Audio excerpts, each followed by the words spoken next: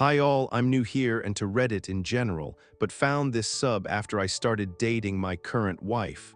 A Redditor, hi. And it's been eye-opening to read what everyone's gone through.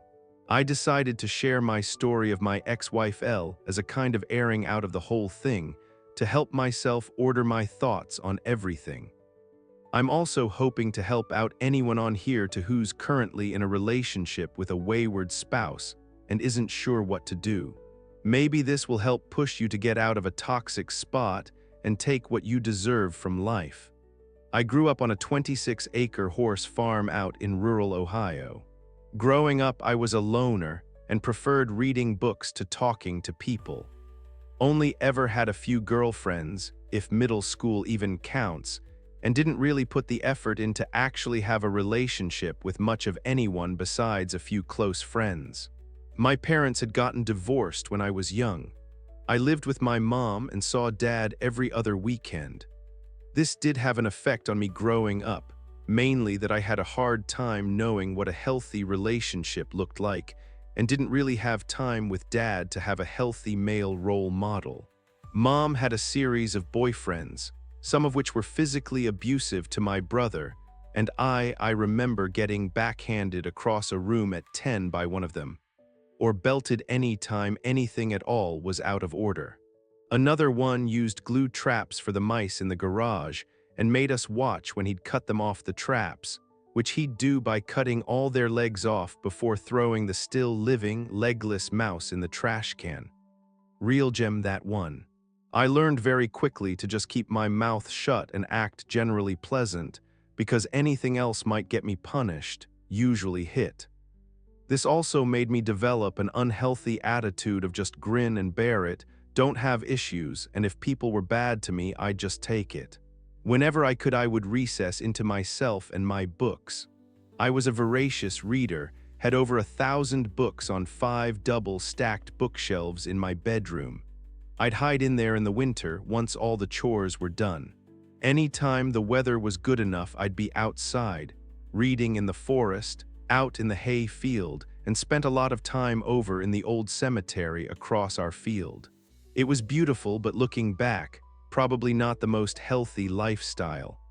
Sorry for the backdrop dump, but through some therapy I've come to realize that my upbringing put me in a vulnerable spot for staying with an abusive partner. My hang-ups and coping mechanisms just led me to tolerate a lot of intolerable behavior from people.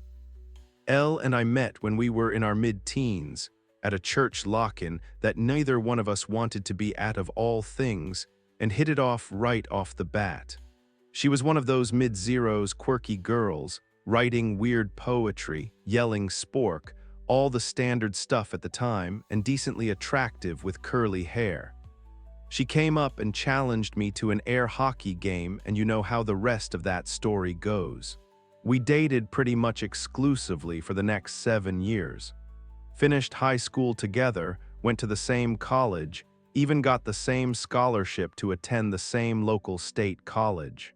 We had our ups and downs, but I put that down just how relationships must be.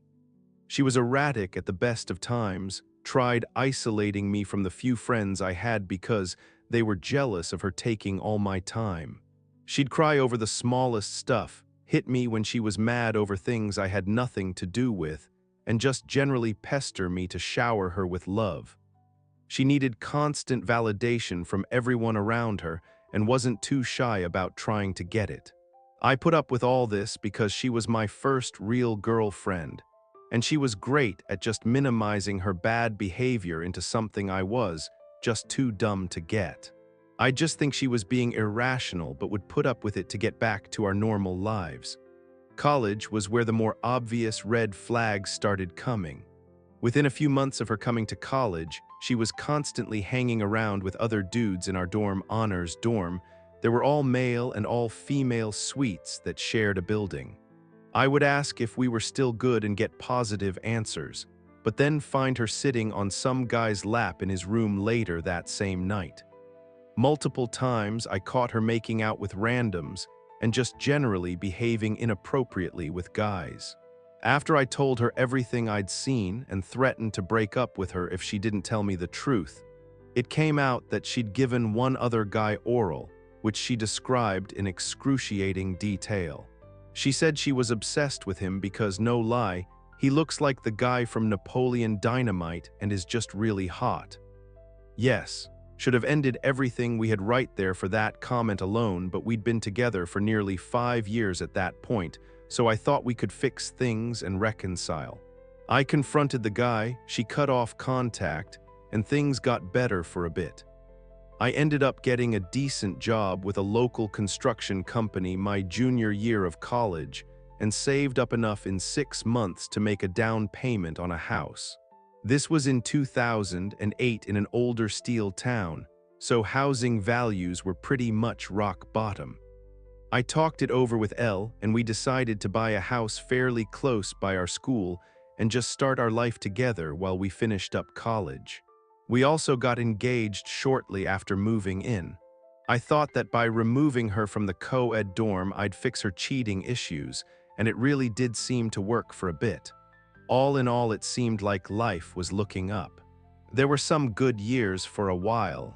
She got a job selling books, then went on for a graduate degree. Actually, she tried for 4 different graduate degrees but kept quitting because they weren't what she wanted to do. I paid for the ones she couldn't get a scholarship or student loans for and just generally supported her and her decisions. We got a dog and some cats. I kept working at that same construction job for a boss I hated, but it paid the bills. Got married in 2010 when we were 23. Kids, don't get married young. You don't know what a good relationship is yet. I want to get across here that it was exactly what I thought the good life was. I'd get up early, give her a kiss, and head into work, where I'd occasionally get reprimanded for not reading my boss's mind. I'd do drafting and job takeoffs, or going to a job site and wear myself out doing whatever work they needed, since it was a small business and everyone wore a lot of hats. Then I'd come home, let the dog out, and listen to Elle tack about her day. If I complained about my day, I wasn't being manly enough and was just adding to her stress. So I'd just start making dinner or mow the lawn, whatever. Rinse and repeat. I thought this was completely normal and maybe even better than average. The wheels really started to come off, though I didn't know it for a while, when Elle got a new job with a local energy company doing mapping. She was finally making more than minimum wage and was only there for a few months before her boss's boss took notice of her. I don't think it was 4 months before suddenly she's getting a job as a process assistant in a large nearby city, which was a 2-hour drive for her. I'm not sure of the details, but within those same few months she started an emotional and eventual physical affair with her new boss. Still don't know what to think of this, since the guy was 30 years older than her, was recently separated from his wife, and was literally living in his mom's basement. I noticed she was withdrawing more than usual from the relationship, but figured it was the stress from a big corporate job and the drive.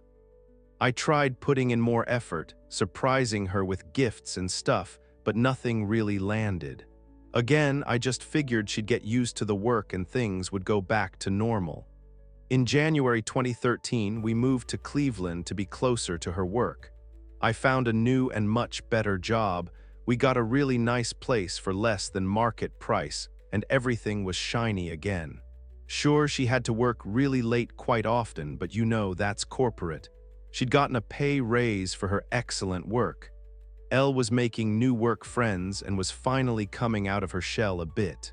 Elle also started going out with work friends a lot and quickly started staying out very late and coming home drunk as a skunk, which led to more than a few fights between us. Things deteriorated, and again we just settled into a new equilibrium where we talked less to each other, and when we did talk it would be the most milquetoast of topics. In December 2014, we went down to see her parents in Texas and had a great trip. It really seemed to rekindle some of those feelings we'd been missing, and it really made me realize that things were more messed up in our relationship than I thought. When we got back, I had a real moment with Elle where I told her that I really had a great time, and want to keep being as invested in each other as we were on the trip. I felt like I had a kind of epiphany where I knew we could change our relationship for the better, and I was inviting her to help me with it. She screamed, straight up looked at me with panicked eyes, stuttered, screamed, and ran away down to the basement. I followed, trying to figure out just what I had said that would have led to that reaction, which led to her accusing me of cornering her in the basement. I backed off, and she, through tears, tells me that she doesn't deserve love. I'm trying to ask her what this is about, get nothing from her, and we finally just go into separate rooms to calm down. The next day I tried to bring it up, and she told me in no uncertain terms that none of that happened, and if I bring it up again, she's leaving. Straight up denied that she freaked out, that we had even seen each other the day before. I obviously got really suspicious that something was up after that point, but I didn't really think it was cheating. More just that she was being insecure. She'd always been very insecure in general, just never to a level that made her freak out like that. After that episode, I decided that my teenage self was correct, that having a roommate who is occasionally funny and sometimes slept with me was about as good a relationship as I would ever get. I had a prejudice against divorce after seeing how my mom's life had turned out afterward, so I decided I'd just make this work however I could. The staying out, drinking, and random outbursts kept going on her end, and I decided to just never bring up my feelings unless she asked directly. Meanwhile, I decided to work on myself first, to be a better, more interesting partner. I started building up my home gym, working out, got into backpacking and woodworking, things that I always kind of liked but never had time for. Elle had complained that I had no hobbies and wasn't interesting enough for her around this time, so I took her at her word that this would help more than actually talking about our issues. This is one of the few good things that came out of the relationship, as I'm still pretty physically fit and look much better than ever before in my life. Plus, my woodworking and turning have turned into a lot of useful life skills. D-Day was in April of 2015. She came home from a night out with friends, insanely drunk. I'm still not sure how she made it home. She threw up multiple times while I held her hair, then passed out on the floor by the toilet. She was so drunk she would breathe in these odd gasps, and I thought she was just going to stop breathing at one point. I thought about calling an ambulance, but just decided to wait it out a bit. She had her phone beside her on the floor, and it kept getting texts, which I ignored for a while. Finally thought it was probably someone checking to see if she got home okay, so I decide to open it with her thumbprint and respond. The texts are all from her boss, and the last one was something along the lines of, "You only went home because you're mad I made you stop. We can't do it in the office anymore, F will catch us." I immediately understand what is happening and feel like the stupidest dude ever that I didn't put it together at any point in the last 2-3 years. I still feel dumb about it. We were young, but that's no excuse to be so naive and checked out about your marriage. I had always just assumed we had grown distant, but I had never once thought of cheating on her and just assumed she felt the same way. I start going through all her texts with him and see that this has been going on for a while, though it's unclear when it went from being an EA instead of a good working relationship, and then again on when the physical stuff started. I did find a message from earlier that same night, between pics down her shirt from the bar where they were at, where they were talking about the next time they'd meet up, just a week or so away. I decided that if I tell her anything at this point, she's going to flip it around into me snooping and misreading, or misremembering what I read, since I have a terrible memory. Guessing now that was just her gaslighting me to cover up her own indiscretions.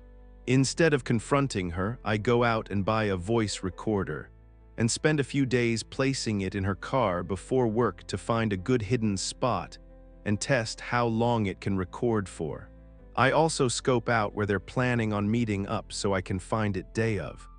The day before the meetup, she had told me she needed to go to a separate nearby town for work, and that she'd be late coming home. I tell her it's fine and take your time coming home. Inside, I was all nerves, but apparently held it together enough to keep her from being suspicious. The hours pass. Then around 6 p.m. I head out and drive to a spot near the bar they're meeting at, and wham, there they are. Both in her car, pawing each other and making out. I just drove away, went home, had some shots and cried. She came home later that night and I didn't say anything about it, just made us some dinner. She was all bubbly about how well her meeting had gone, thanked me for being understanding. After she went to bed, I went out and got the voice recorder and listened through it, and heard her begging to go back to their office to do the deed, amongst other things. I couldn't even figure out how to react. She was never like this at home and sounded nearly deranged in how much she wanted to be with him. I listen through this all, go in and wake her up and tell her we need to talk. I ask if she's cheating, she denies. I ask her about the name of the bar she was at, she denies even knowing what it is. I tell her I was there earlier today and saw some interesting things. She immediately asked if I followed her, how could I, and is there a tracker in my car? You have to tell me. I'm going to have a panic attack, you can't just track me. Again, insane. I tell her I read her text from a few weeks ago and went to the bar where she said she was meeting S, her boss. This turns into opening her phone to show me no such texts exist anymore, which I think she thought would negate the fact I went there and saw them. So crazy thinking about it. Finally, she says that yes, she's been seeing S, they've been together a few times, and finally, if I make her stop seeing him, she won't love me anymore. Somehow, this works on me. I had no self-confidence, didn't like divorce as an institution, and figured being with someone to split the bills was better than being alone. And for a few months, that was it.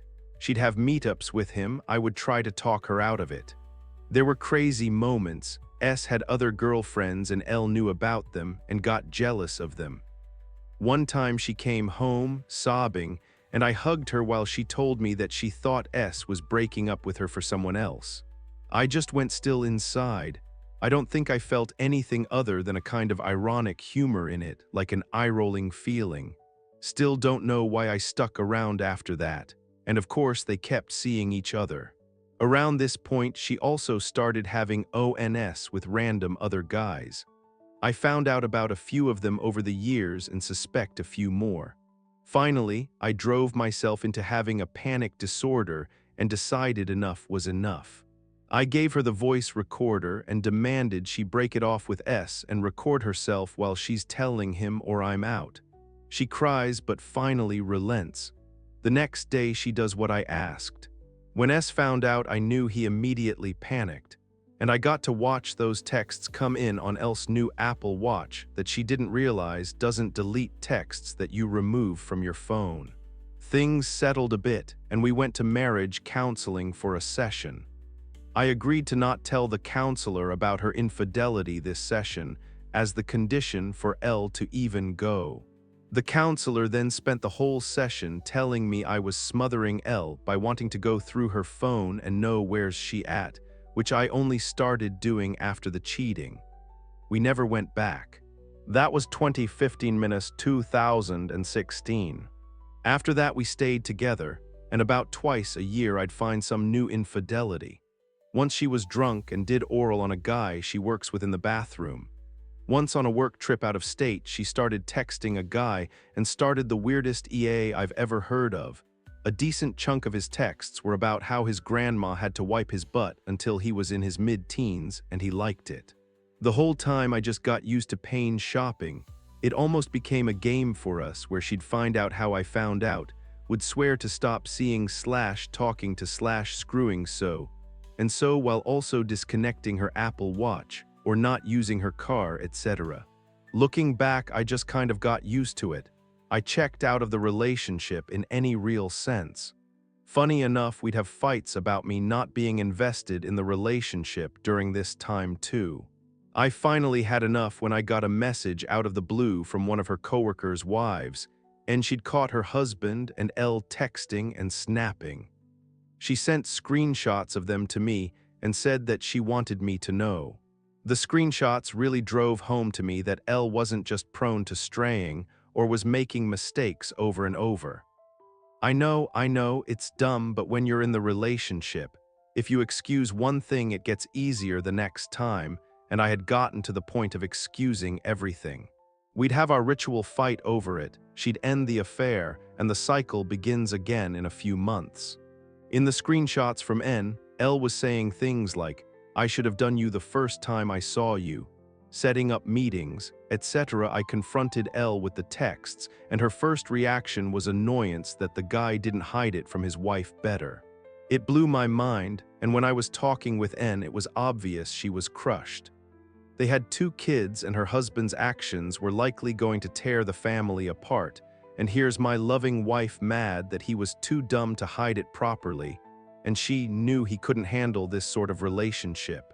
N sent me some texts later on after the affair was in the open of L telling the guy that there's basically a code of conduct for cheaters, and this guy didn't follow the rules. I snapped out of it.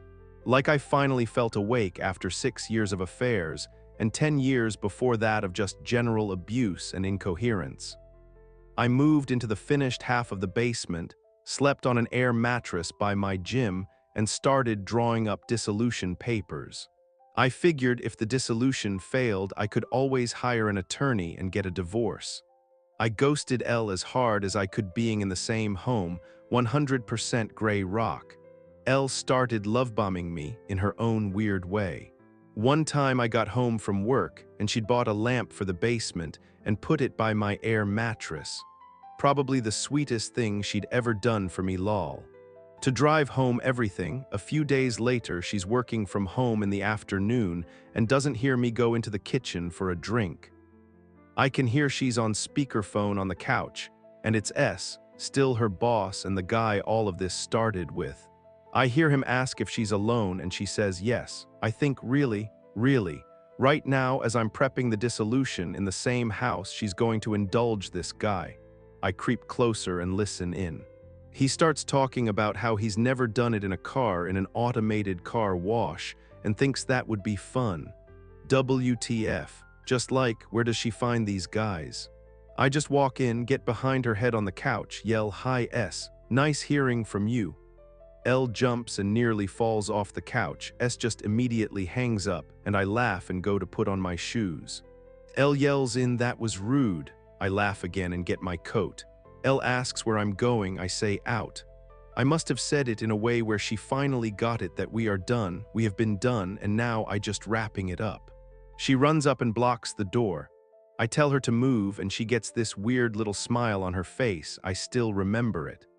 Like all this was still a game, that if she blocks the door then I'll just have to stay and we'll still be married, that her plan to keep me by physically blocking the door has no chance of failing and I'm just stuck now.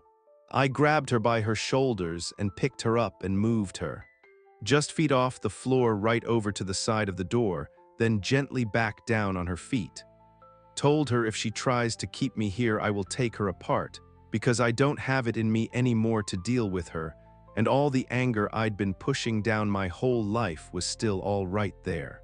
I had never touched her violently and still never have, but that was the closest I got. I drove off to one of my favorite local bars, hung out with friends I'd been making the last few years. I texted Elle that I knew she had another work trip coming up that next week, and that when she got back she wouldn't be welcome back in the house. Lucky me, she never came back. Moved in with a guy she'd been seeing down there, where they both lived in his brother's dining room since said guy was unemployed and living with his brother. Again, gems. Her cheating life was a regular gem mine. I only saw her a few times after that. She signed the paperwork I sent her with next to no changes. I used the threat that her company would fire both her and her boss if I told them of the relationship they'd carried on if she tried to be difficult, which got me the house, my car, and less than half of the over $20,000 in credit card debt I didn't know she'd racked up. Also, none of my retirement accounts got touched, which is a blessing. She came back to Ohio to sign the paperwork in December 2019 and brought her new guy, which was about as awkward as you'd expect. New guy seemed to think that I was at fault for the divorce for being abusive, and he was there in case I got violent. Again, I had never hurt her, and that includes when she'd get violent with me. I'd just pin her arms and wait for her to stop trying to hit me. I never told him that she'd cheated on me, because I'm pretty sure he was one of THR guys she did it with, so I'm thinking he already knows. The other time she came back for her stuff that was still in the house while I watched her pack up. A few months had passed.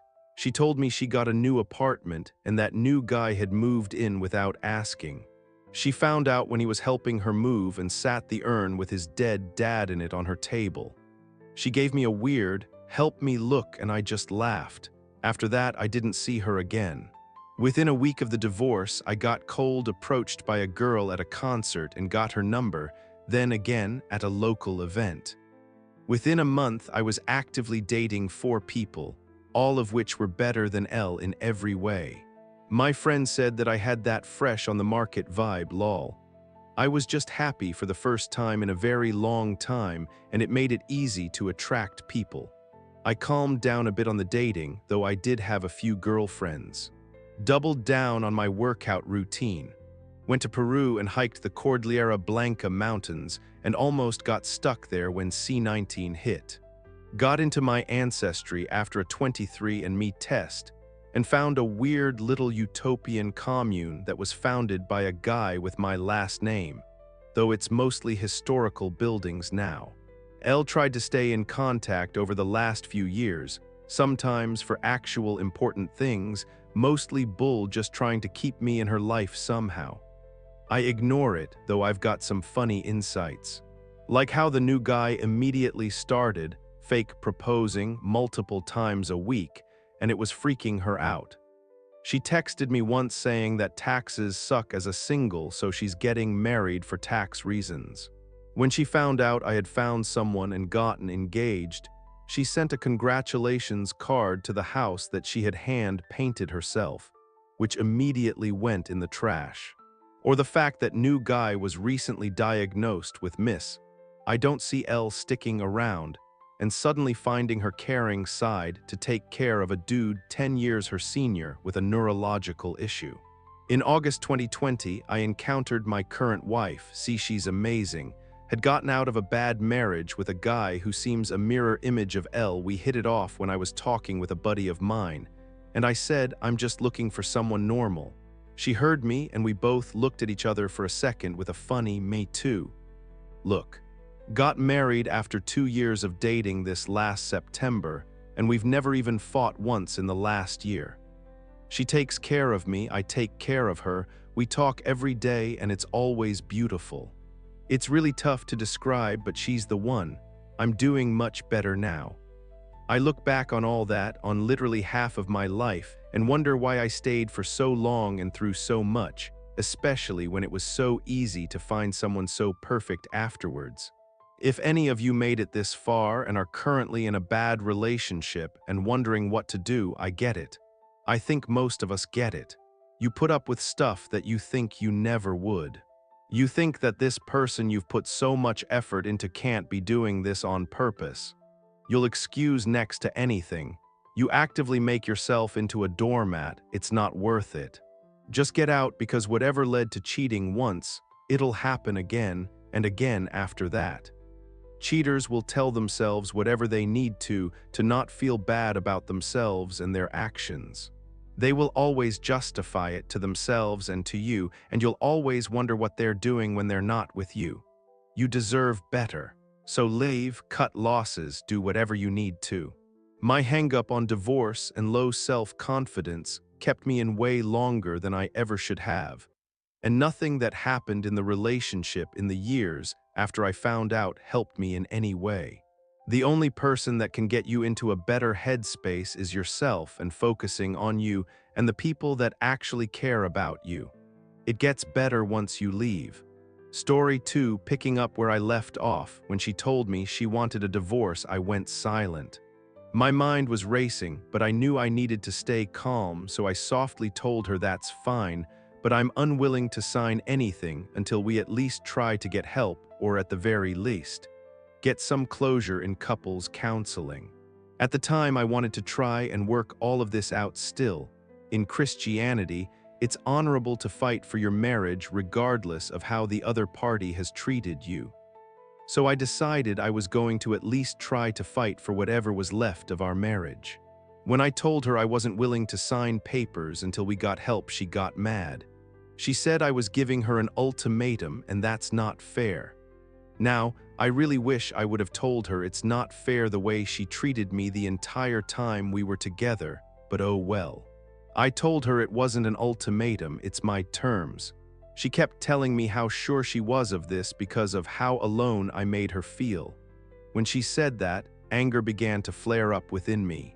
I started raising my voice, not yelling or shouting, and told her that I don't understand how she can stand here and point the finger at me when SHE is the one that cheated on me. She dropped her head in shame. A lot of the conversation at this point is blurry because I started becoming extremely frustrated with her blaming me for everything. This is the point where I stopped putting up with all her shit. What I do remember is her telling me this is what she wanted, and she expected me to respect that, to which I responded, couples counseling is what I want and I expect you to respect that. It got heated, and we exchanged words back and forth for a bit. After talking, I was so mad I was shaking. I went inside, we were in the backyard with the dogs, to catch my breath, and she followed shortly after to tell me that she was taking the dog I had bought for us before we got married, and I was taking the other one that we had adopted together. At the time, this really upset me, and I fought her hard on it, but in the end the dog I ended up was a much better dog than the other one ever was. Not to mention, she was one of the worst behaved dogs I've ever owned, because my ex was extremely against negative reinforcement for bad behavior. The 2 cats were mine before we met, so I took them. She also told me I could have the house. She didn't want it, even though the only reason we bought the house we did was because she loved it so much. She told me she was going to move in with a friend. I never liked the house in the first place, so I told her I didn't want it and I'd rather just sell it. At this point, all of the emotion caught up with me and I started tearing up. I told her I didn't want to stay in the house, so I was going to pack all my essentials and move into my parents' place. After packing my shit up, I went to go say bye to my old dog in the backyard. As I did, I dropped to my knees and began bawling my eyes out. I grabbed the dog I was taking, put him on a leash, and headed for the door. As I did, she stepped in front of me and asked if she could give me a hug. I didn't want to, but I was so upset I didn't care. She hugged me and I bawled again. I told her I loved her and she responded with, "I know." I left and immediately started calling everyone I know to tell them what just happened to get my side of the story out there first. I wouldn't let her twist this to benefit her. When we talked outside, she asked if I wanted to continue working together. I told her fuck no and said I wasn't coming back ever again. I asked her if she was going to tell the boss/owner of the business we worked for. In her exact words, she said, "No, I don't think he needs to know. It's a personal problem, not a professional one." I responded by saying it absolutely is a professional problem, and she's the one that made it that way. She told me she didn't think it was appropriate to get him involved. I told her she's actually crazy if she thinks the owner doesn't need to know. In the car after, I called my parents, my personal best friends, her best friends' husbands, who I was really close with at this point and still am, and then our boss. When I called him, my voice was still shaky from crying so much, so he could tell something was wrong. I told him I was quitting starting immediately, and then I told him what happened. He was speechless. He told me he was so sorry, and if I needed anything in relation to finding new work, he would be glad to help me. To those wondering if I contacted HR, I know I used the word company in my last post, but I should have used the word business. It's a local business that we were working for, and it didn't even have an HR rep. So turning her into HR was just turning her into my boss, which I knew I was going to do. We'll come back to this later. When I get to my parents, my sister, father-in-law, best friend, and my parents met me in the driveway. I hopped out and my mom, who was crying, came and hugged me. There's something about a man seeing his mother cry that just breaks you down, so I bawled again. Hard.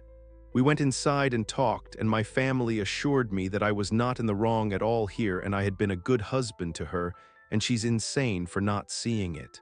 They also told me how painful it was for them to watch me be in a relationship where I was constantly being told I'm not enough, and they never want to see me in that situation again.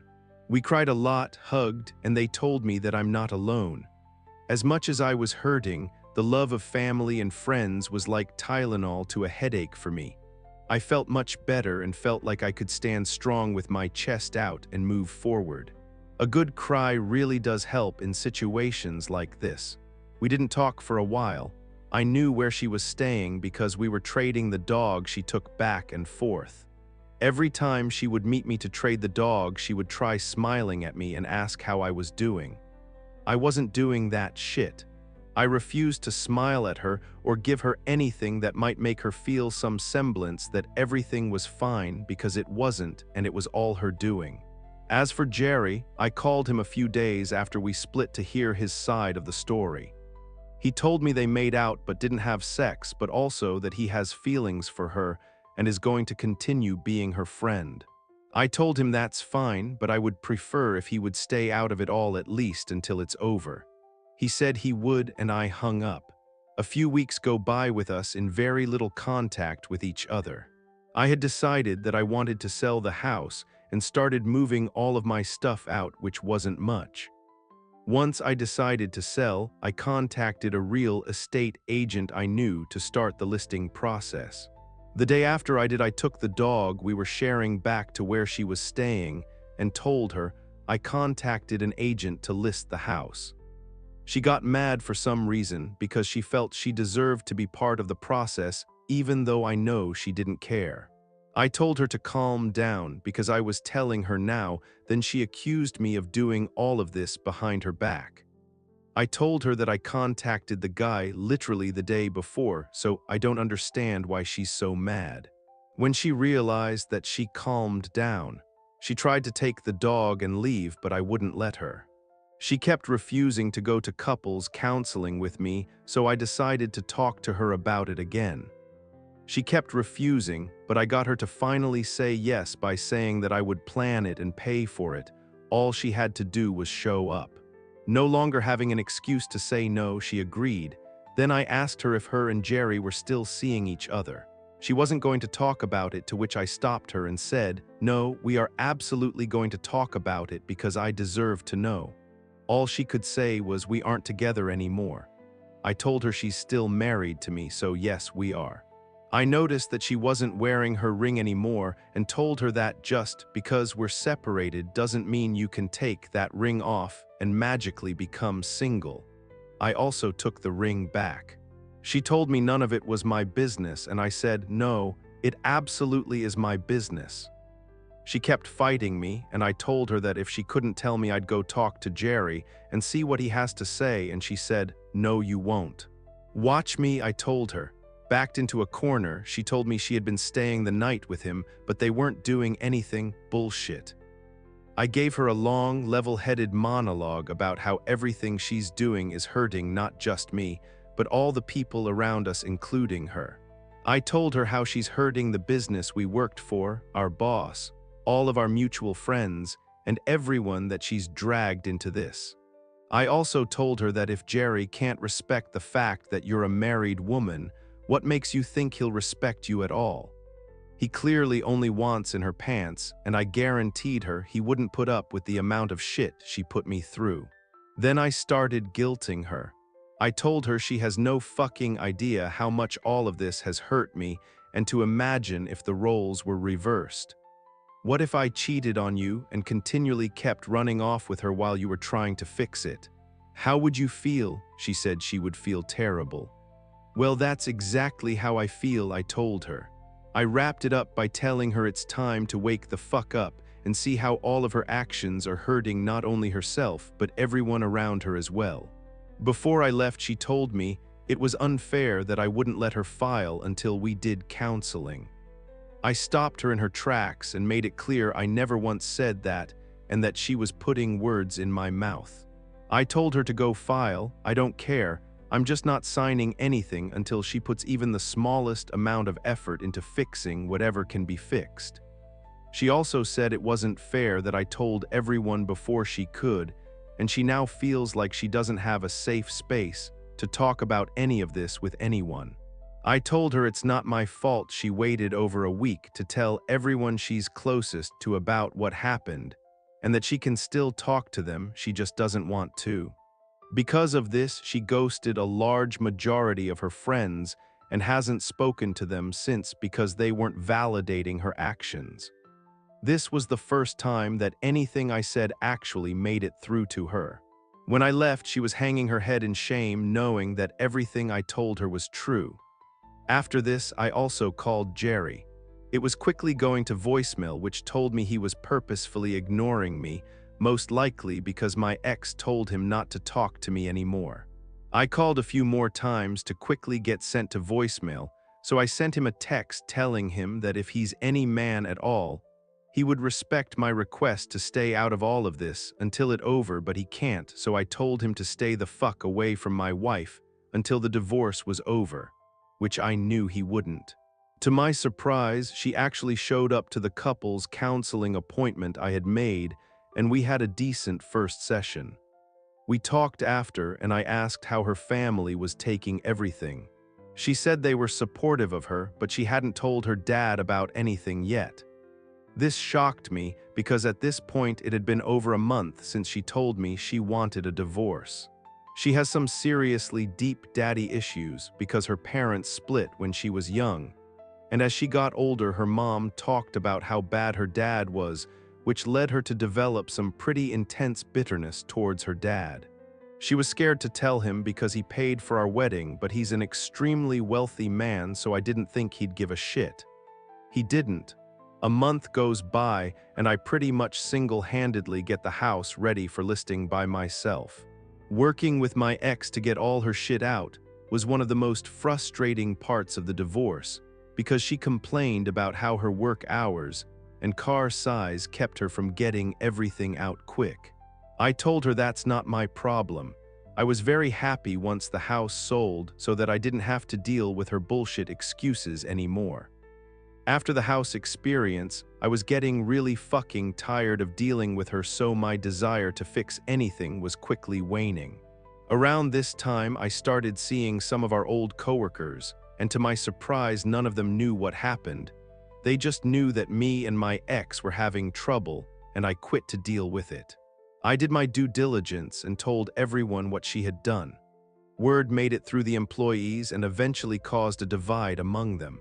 When she found out I had told everyone what happened, she texted me and told me that our next counseling session would be our last because, in her words, I was trying to ruin her reputation by telling all her friends that she cheated on me. I told her that was fine and I wasn't interested in continuing counseling anymore. Then I told her that she didn't have a monopoly on our past coworkers. They're my friends too, and that the only person who's ruined her reputation is her, not me.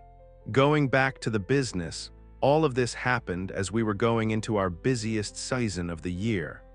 My old boss told me he was going to talk to some people and see what he needed to do about it. He also told me she was using her coworkers for sympathy and he would no longer allow it. This is the only part of this story that still frustrates me to this day. Essentially, after I left, it caused a wave of people to quit, and they were understaffed big time. I know my boss wanted to fire her, if not both of them, but he felt he had no choice but to keep them on and make sure they aren't working together. Neither of them were punished at all for what happened. While I am understanding of the reasoning for not firing them, it's really frustrating to me that I was the only one that lost my job because of all of this. I haven't been back there since. She would, however, quit relatively quickly after all the staff found out about the affair because people started treating her differently and it made her uncomfortable. Our last counseling session wasn't productive at all. I talked about how abusive she was to me, and she talked about how damaging I was to her. We walked out and split ways and never talked again.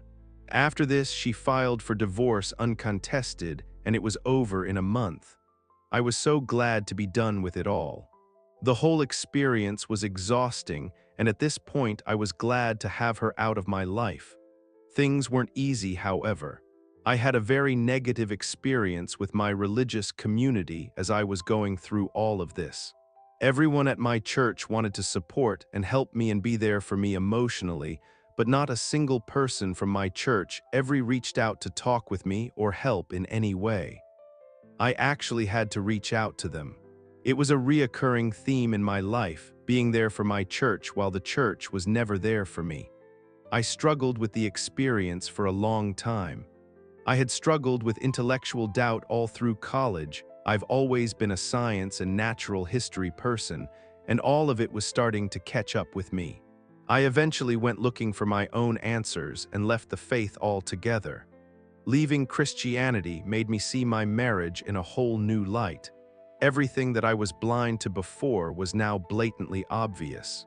I went back and read my journals from the time we were dating, and my jaw dropped at just how manipulative she was to me. She had been a cunt from the day I met her, but I simply chose not to see it because religion and marriage were the only two things I was concerned with at the time. I now actually know what I want in a partner and what behavior I am unwilling to put up with. I have so much more self-respect than I've ever had in my life, and it feels really fucking good. As for her and Jerry, I recently found out they are no longer together after being on and off again for 2 years. Jerry's brother is a good friend of mine to this day and told me that their relationship was a hot mess. It doesn't surprise me at all.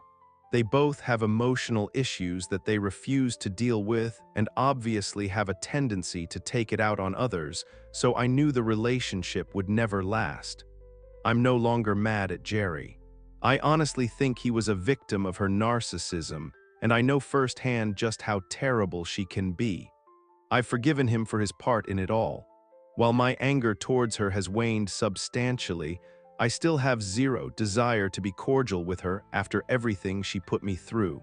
I'm now over 2.5 years out from my divorce being finalized, and while life is still hard in a lot of ways, I'm far more happy and sure of who I am without her. She helped me become the man I want to be, not the one I was told to be. If I could go back, I wouldn't change a thing. I've also started seeing a girl recently that's really great, and we're much more compatible in pretty much every area. Not to mention I'm finally learning what a healthy and encouraging sex life looks like. To everyone who read, thanks again.